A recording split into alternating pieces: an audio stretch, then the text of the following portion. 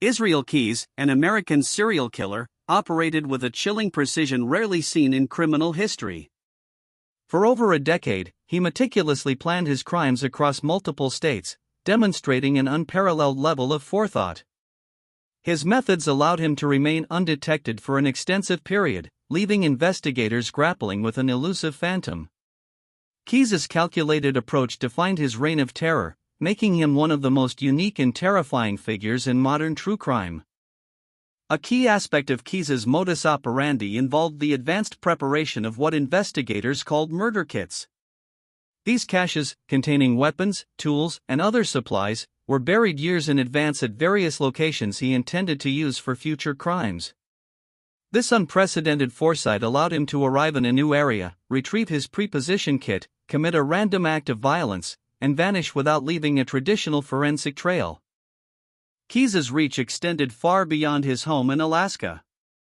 He would fly across the country, often choosing locations seemingly at random, to commit his killings. This strategy effectively decoupled his crimes from his personal life and residency, presenting an enormous challenge for law enforcement. His ability to strike anywhere, at any time, in a completely unpredictable manner, made tracking him almost impossible for years. He was a predator without a discernible pattern or geographic anchor. The meticulous planning and random nature of Keyes' crimes meant he might never have been caught, were it not for one specific case. In 2012, his reign of terror would culminate in the abduction and killing of 18-year-old Samantha Koenig in Anchorage, Alaska.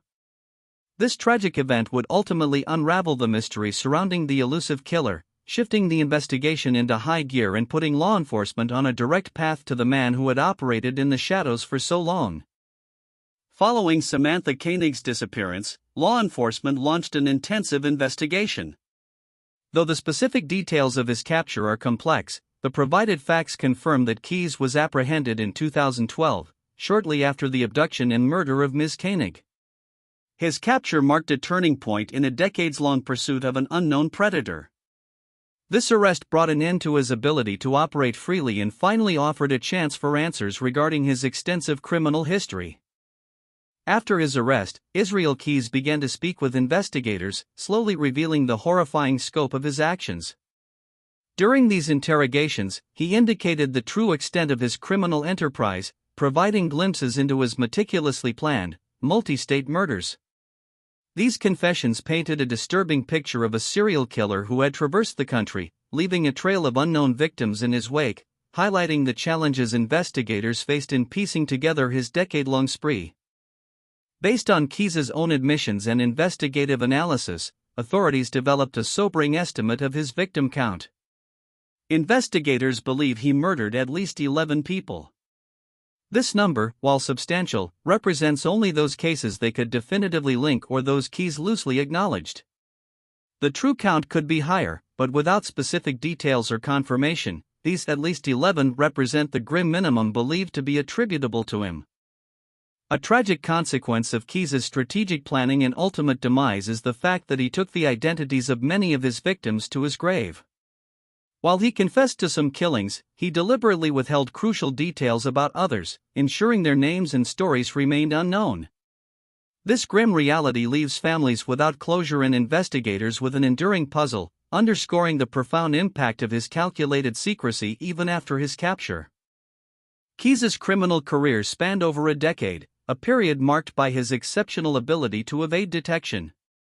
His methodical approach to selecting victims, burying caches, and traveling extensively made him a ghost in the criminal underworld.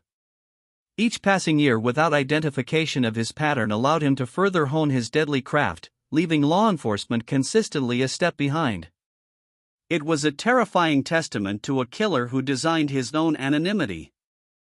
The possibility of fully understanding Israel Keyes' crimes and identifying all his victims ended abruptly on December 2, 2012.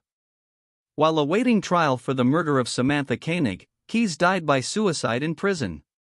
His death in custody meant that the remaining questions, the identities of his countless other potential victims, and the full truth behind his motives and methods, would forever be locked away with him.